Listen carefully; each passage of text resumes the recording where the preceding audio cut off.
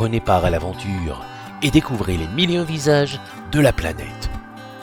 Limba, c'est votre méthode de langue audio, spécialement conçue pour vous apprendre à parler la langue de votre choix.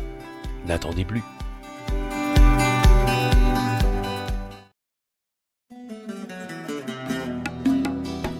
Limba présente 10 faits méconnus concernant l'Algérie.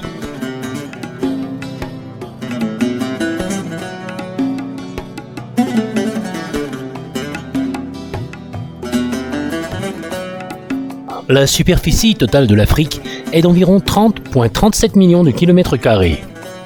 La superficie totale de l'Algérie est d'environ 2,38 millions de kilomètres carrés. L'Algérie est le plus grand pays d'Afrique et le 10e plus grand pays du monde en termes de superficie.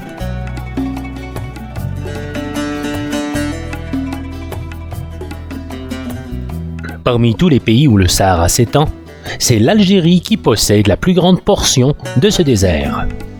En effet, la superficie totale du Sahara est d'environ 9,2 millions de kilomètres carrés, ce qui en fait le désert le plus vaste du monde.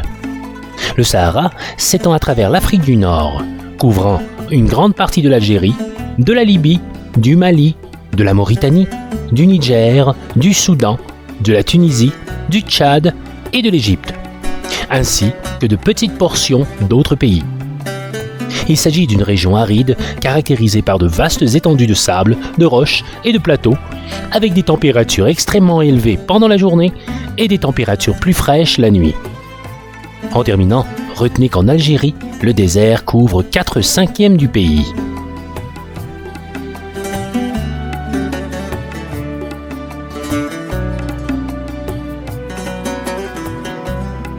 Le café est extrêmement important en Algérie, bien que le pays n'en fasse pas la culture. Le café est bien plus qu'une simple boisson. C'est un élément central des réunions sociales, de l'hospitalité et de la convivialité. En Algérie, il est courant de servir du café à base de café mouleux finement, généralement préparé dans une petite cafetière appelée dala. La préparation du café est une cérémonie en soi, et l'hôte est chargé de servir le café à ses invités. Cette tradition de préparer et de servir du café est un signe d'hospitalité et de respect envers ses visiteurs. Soulignons également que les petits cafés ou restaurants sont des lieux de rencontre populaires en Algérie. Ces établissements servent du café, du thé, des pâtisseries et offrent un espace pour les conversations, les rencontres sociales et parfois même de la musique en direct. Les cafés sont des endroits importants pour la vie sociale et la détente en Algérie. En ce qui concerne le café, soulignons finalement qu'il est souvent associé aux cérémonies religieuses. En particulier lors du mois du Ramadan, où les familles et les amis se réunissent pour rompre leur jeûne avec du café, du thé et des dattes.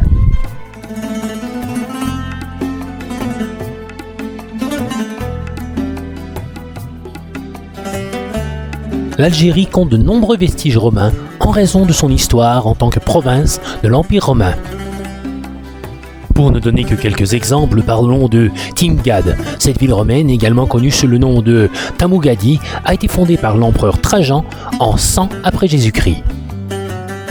Pensons également à Djémila, anciennement appelée Kouikoul. Djémila est un site romain situé dans les montagnes de la Kabylie. Ensuite, on peut penser à Tidis, Tipasa, Lambèze, Mador, Guelma, Tchertchel ou finalement Gardaya.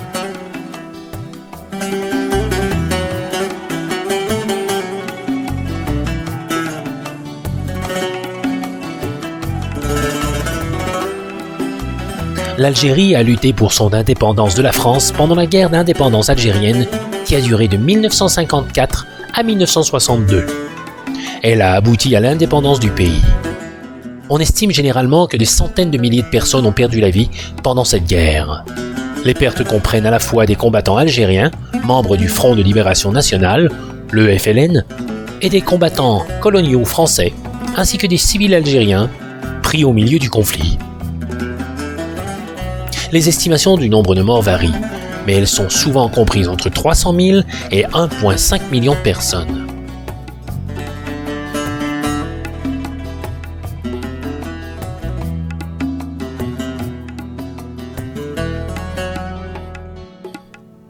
deux aspects particuliers caractérisent la cuisine algérienne. L'influence berbère et le rôle des épices. En effet, la cuisine algérienne est fortement influencée par la culture berbère, qui est l'une des cultures autochtones les plus anciennes en Afrique du Nord. De nombreux plats algériens, tels que le couscous et le tagine, ont des racines berbères. Les Berbères ont utilisé des techniques de cuisson traditionnelles, telles que la cuisson à la vapeur du couscous. Enfin, la cuisine algérienne est réputée pour l'utilisation généreuse d'épices, qui ajoutent des saveurs complexes et uniques au plat. Les épices couramment utilisées comprennent le cumin, la coriandre, le paprika, le safran et le ras el hanout, un mélange d'épices.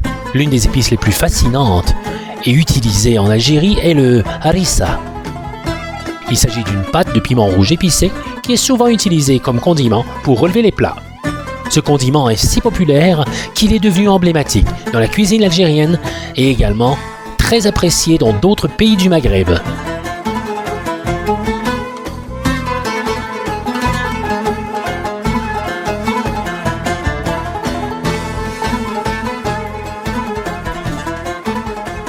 Le premier programme diffusé à la télévision algérienne était une émission en noir et blanc appelée Télévision algérienne.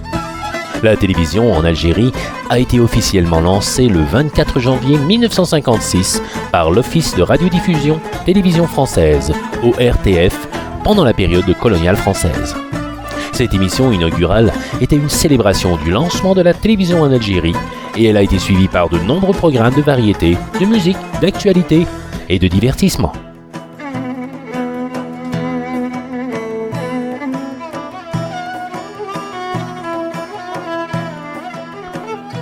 En Algérie, le réseau ferroviaire compte 4825 km de voies ferrées.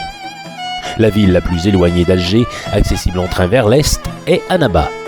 Si vous allez vers l'ouest, Oran est la destination la plus éloignée. Voyager en train en Algérie est une merveilleuse façon de découvrir les paysages fabuleux du pays.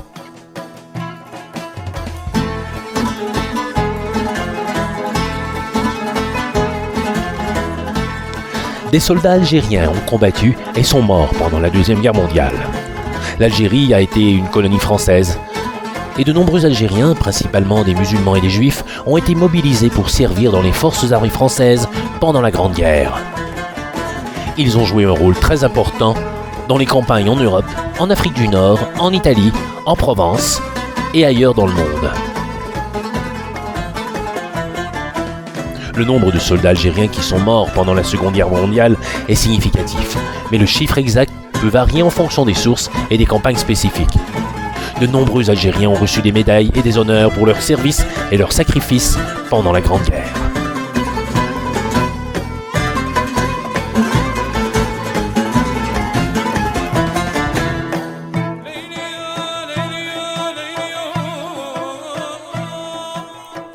N'attendez plus et découvrez l'Algérie en apprenant à parler le Darja Zeriya avec Limba Cour Audio.